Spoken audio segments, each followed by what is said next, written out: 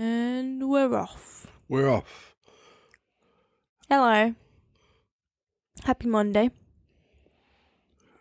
Yes, happy Monday. Yes, happy Monday. Happy Monday. I don't like Mondays. Yeah, but we're here to fix that. I know. We're here to keep people company. I was just thinking of Bob Geldof from the Boomtown Rats.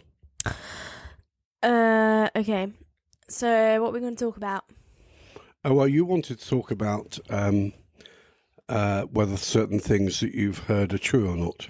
Yes, well, to put more context to that, is that you're a historian, so you know history. So you can answer my questions. I know bits of history. Yeah. It's not as though I know the complete and utter Yeah. But maybe it makes you a bit more qualified to answer whether things are truthful or not. Yeah, I can pontificate on the past. Okay. I've been thinking of these for a while now.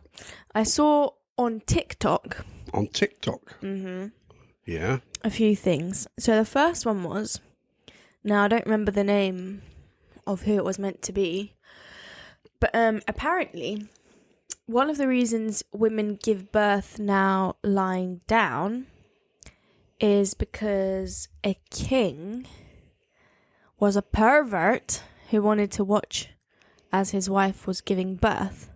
So before that, women would give birth standing up, with gravity doing its thing. Right. Okay. So this is a story that was in the press. It's actually been in the press a couple of times, but it was most recently in the press, I think, last year or the year before. The king in question is Louis XIV of France. Mm-hmm. And like a lot of these stories, my personal view is that there is both truth and fiction that surrounds it. So what is known is that Louis XIV did like to attend the birth of his children, both his legitimate and his illegitimate children, i.e. he watched the births not only of his children via his wife Marie Theresa, but of his mistresses as well. However, whether they were lying down, there is no evidence of that whatsoever. In some respects, what was sensational, if that's the right word about it, is the fact that he attended the birthing room at all, because no man's allowed. In the 17th century and before, birthing was very much an all-female occasion. And you're right, women would invariably use a variety of methods to give birth. There were things like birthing chairs, birthing stools, just simply standing up, where again you're using gravity to help the process. But men were normally excluded from the birthing chamber. So the fact that Louis insisted on being present itself was shocking, in inverted commas. Okay. Around the time, slightly later in fact, in the 17th century, a French physician did actually write a book in 1688, if you really want to know, about the problems and diseases associated with childbirth, in which he recommended that women do in fact lie down to give birth. So maybe he was the pervert. It was nothing to do with being a pervert and watching. It's that he generally believed, rightly or wrongly, that this was actually in the best interest of the woman. Okay. And for that matter, the child. And maybe the people helping. And see. What you gradually begin to see towards the end of the 17th century, and certainly by the middle of the 18th century, is the emergence of what what you might call the male midwife. So male obstetricians, trained in surgery, would become midwives, and they were midwives to the elite, to the fashionable, to the aristocracy as such.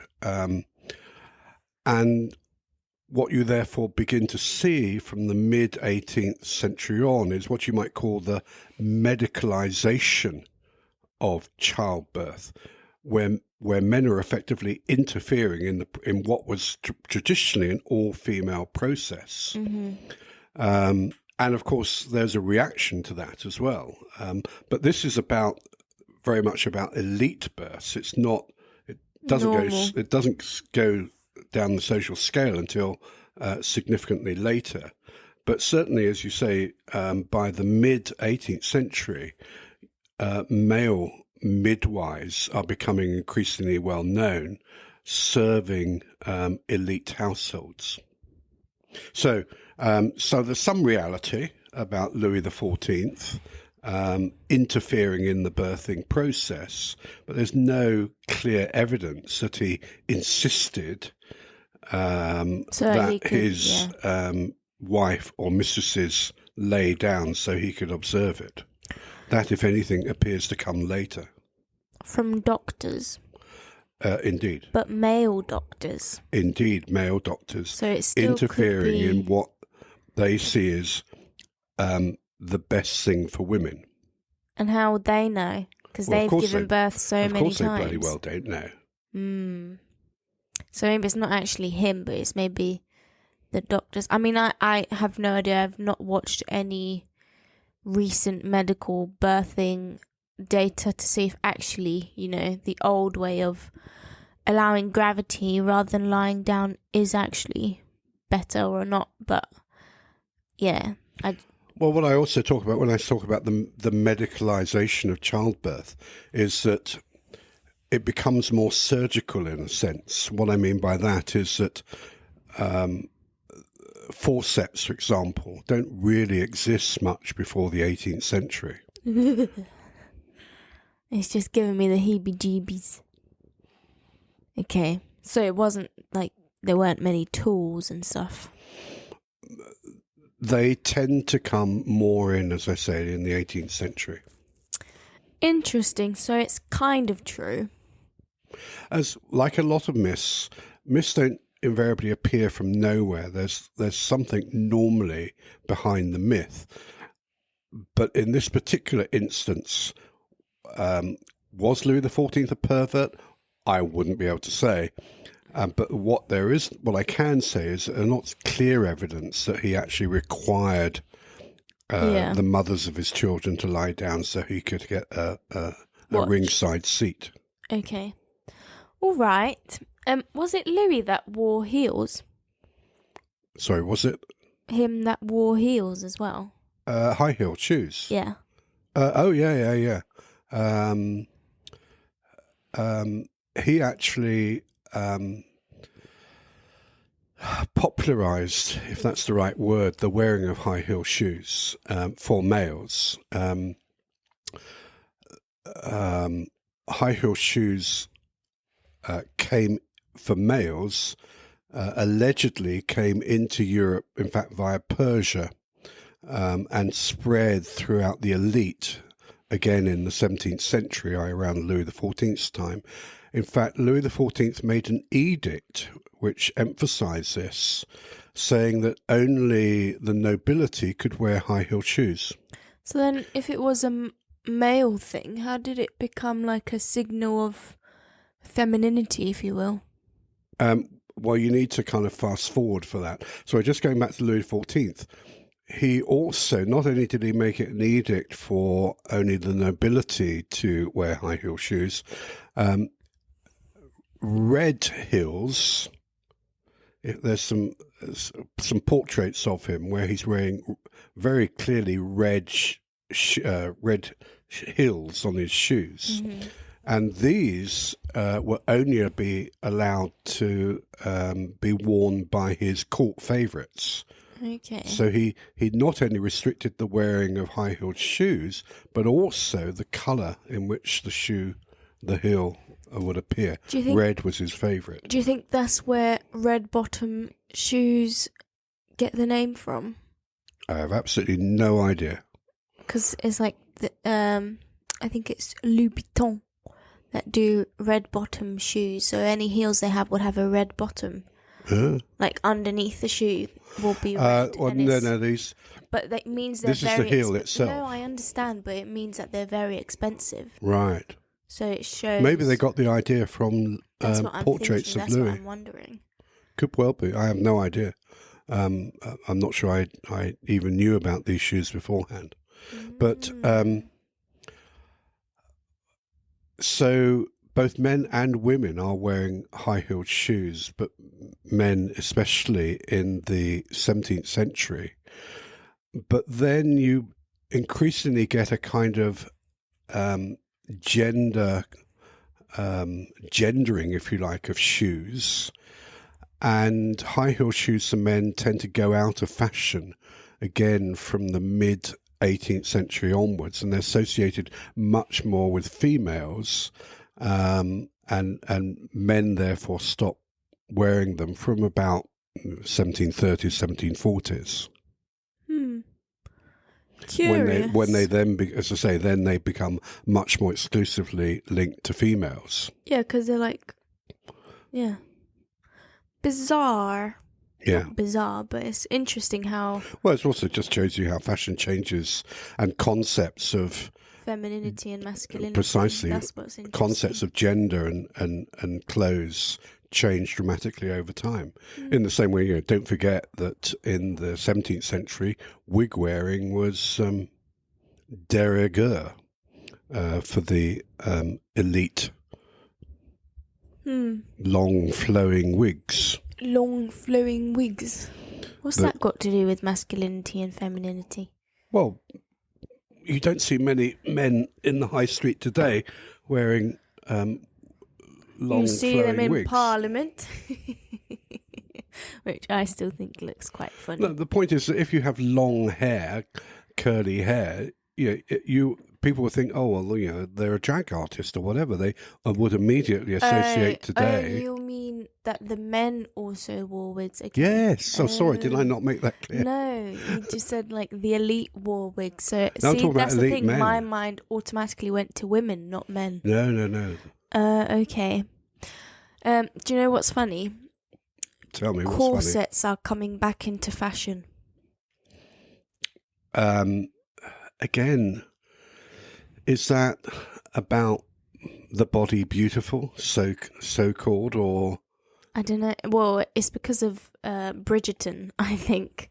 It's about like what, a fashion trend, but I think it's quite funny how, so many women fought for, these oppressive body... Yeah, burn your bra. Yeah, body constructive things to... And now they're coming back. And now they're coming back into fashion. Yeah, I'm quite sure that But I think it's more into like owning it and being like, yeah, so what?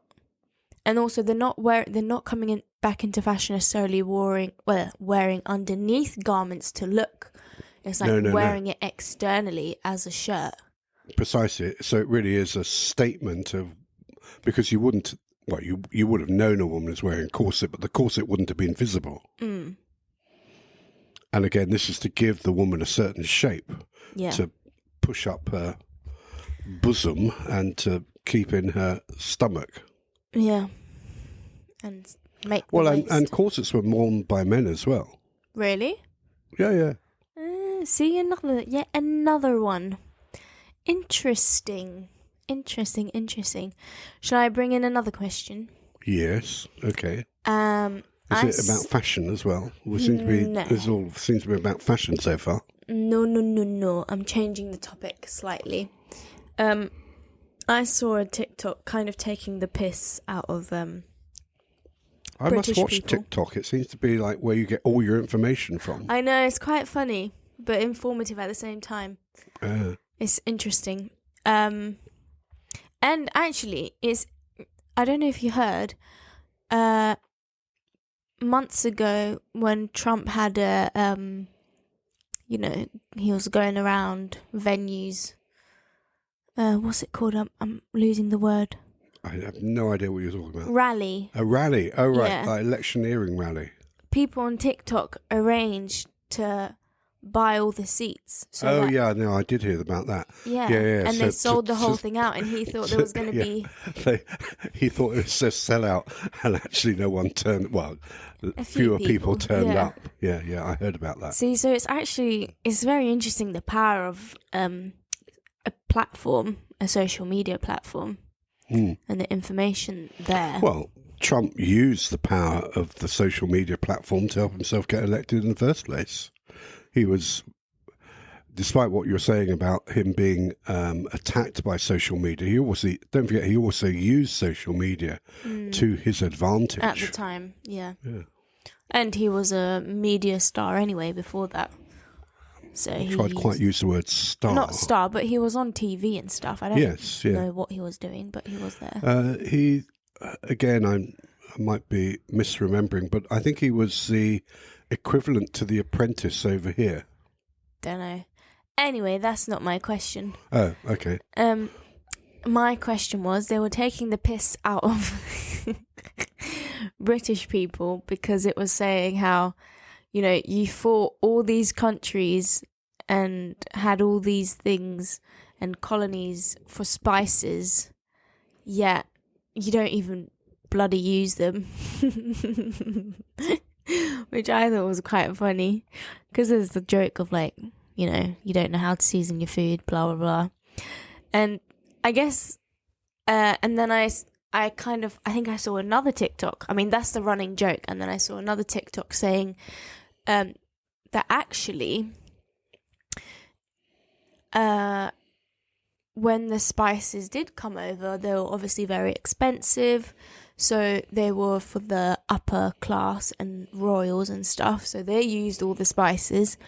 And then as the prices dropped and they were more available for common people, if you will, then that meant that, the food was no longer distinguished. So then the upper class and royals decided to stop seasoning their food, because that kind of signified that their food was of much better quality. They didn't need seasoning, so food that needed seasoning wasn't good enough as it is. And so then it was kind of passed down to not season your food properly. So, gosh, let's try and unpick that. An awful lot of stuff in there. Which I feel like I feel like we've had that conversation before, because I say, oh, you don't season your food enough. So again, we don't. Well, we've had that conversation we don't before, season where our I'll food. say, oh my God, you don't use enough seasoning with stuff. And you'll say, yeah, but I wasn't taught that way because my mother wasn't taught that way, because she was of a generation where actually you had to ration your food and stuff. So seasoning was the least of your priorities. Gosh, well, an awful lot. So let's start with spices. Arguably one of the watersheds would be 1453, and being of Greek heritage, you will understand the significance of that date. Blank. 1453, the fall of Constantinople.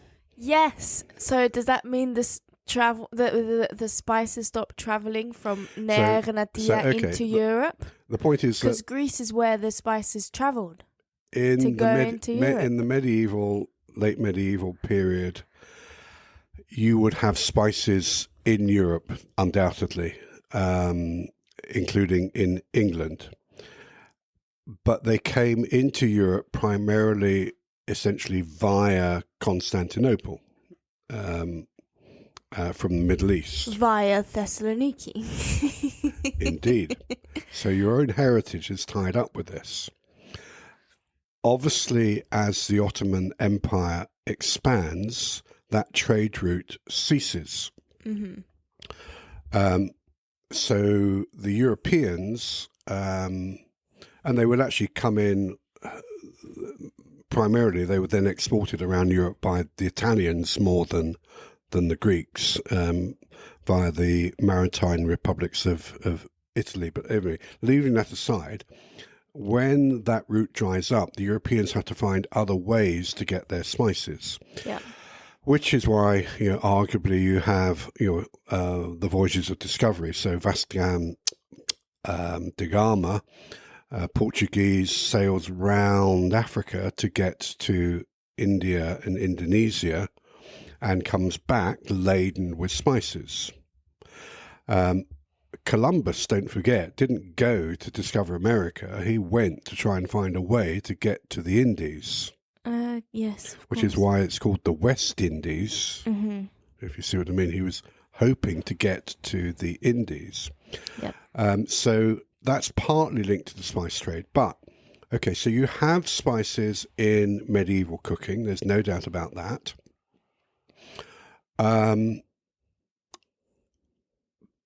And yes, they're expensive. So they are limited primarily to the elite. So one of the reasons they're popular is because it's actually a way of showing your wealth, being flamboyant, if you like. But also, it's also about beliefs about health. So certain spices were added to food. It's not just about taste, but also because of Health. the benefits, the perceived benefits of having the spice. So, which is still true, like turmeric and yeah.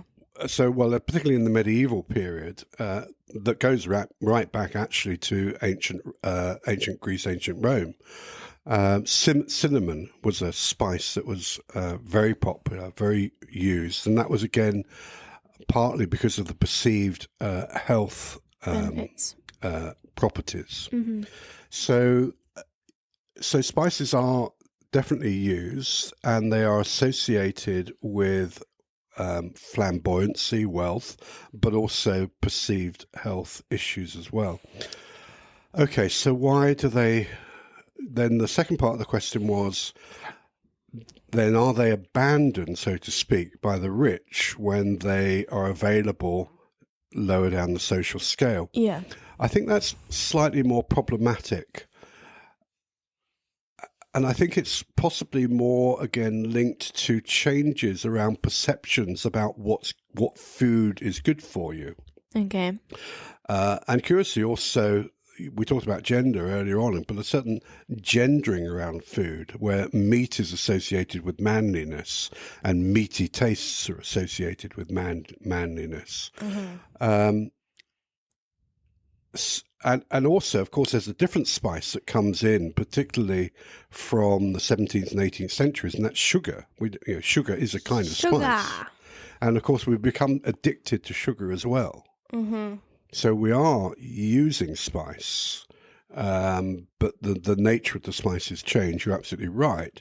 But to say that royalty abandoned them, I personally think that's going a little bit too far. If you take Queen Victoria, for example, she, of course, never went to India. She was the first empress of India, absolutely intrigued by the place, fascinated by the place, never went there. But she had Indian servants, the most famous of which is Abdul Karim. And he clearly, it's noted in her diaries, he clearly cooked her Indian food. And we have curry houses, in England from, in fact, the late 18th century onwards because of the association with India. Okay, so at what point would you think it's actually not that far behind, but it's more wartime that people stop seasoning their food? Well, you mentioned me mentioning my mother. Of course, what we had during the Second World War is food shortages.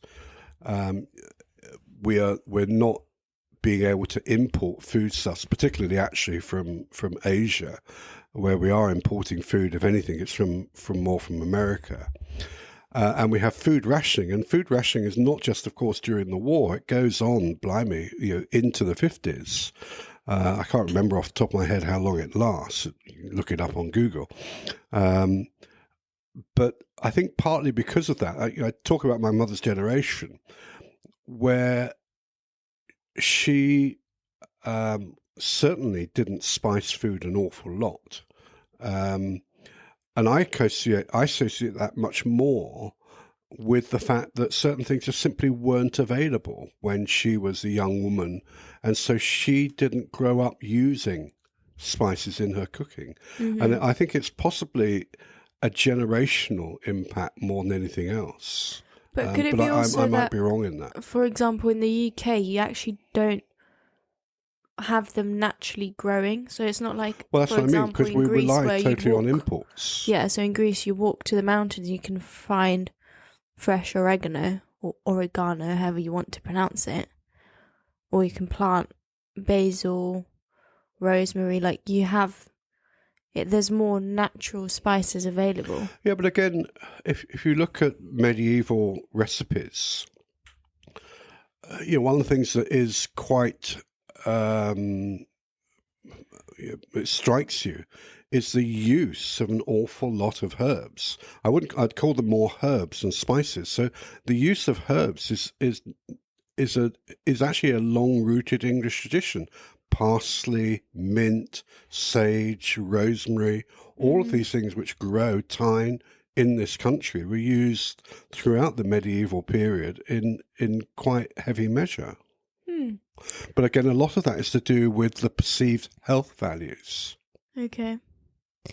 Interesting. So kind of true, kind of not.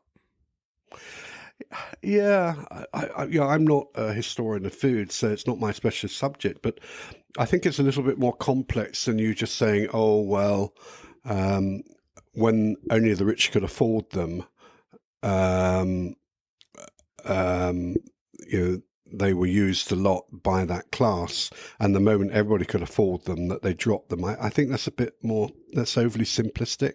I think it downplays the perceived benefits of food in relation to herbs and spices over time And the availability of them. and the availability. Should I say a funny anecdote? One of the things that I remember from history from primary school, in Greece, now I don't know dates, I'm not good with dates, so I'm not even going to pretend. When potatoes were first imported, Yes. I think they were imported from France.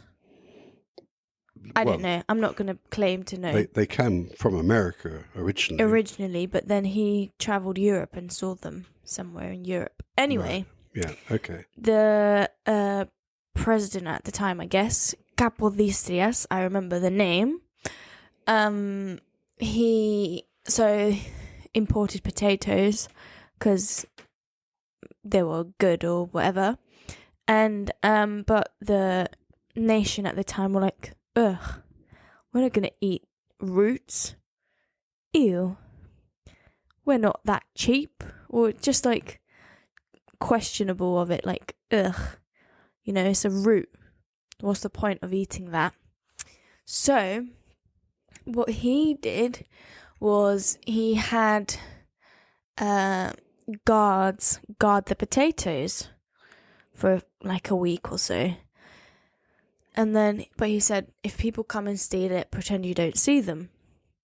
So naturally that's what happened, because they were like, oh, maybe these roots are special, why would he have guards Like magic beans. Yeah, why would he have guards guarding the potatoes? So then people would go and steal a few, try it out, and that's how potatoes became popular and incorporated in the food.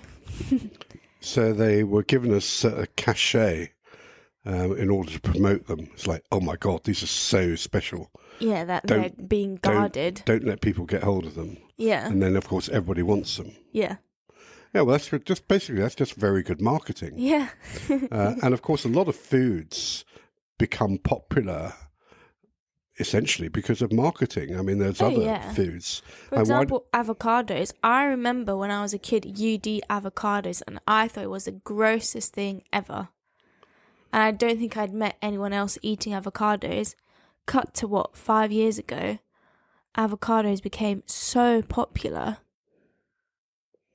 Marketing.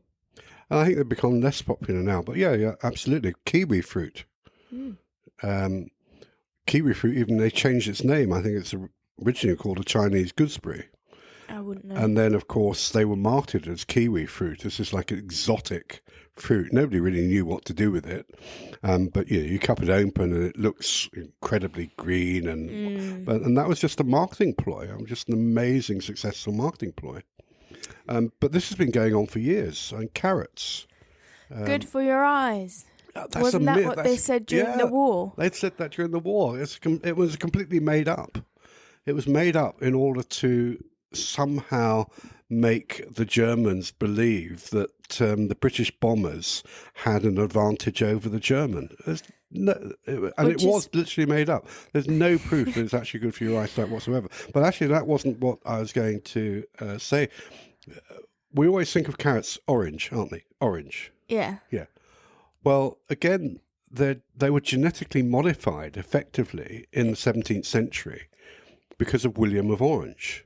So they weren't actually. The Dutch made them because of the Orange dynasty in the Dutch Republic and the Low Countries, in order to make them look orange. So they weren't orange. Well, no, you can get different coloured carrots. Indeed, that's the whole point. But the reason we associate carrots with orange is because of the marketing around the carrot and the Dutch. Well, I think a lot of vegetable actually have been modified. Oh my God, yeah. But yeah, I enjoyed that story. That's the one of the few history things that I remember from school. But you have no idea whether it's true or not. It is true. We did it in school. Well, just because you're told something in school doesn't mean it's actually true. Well, I'm pretty sure it is. I can Google it.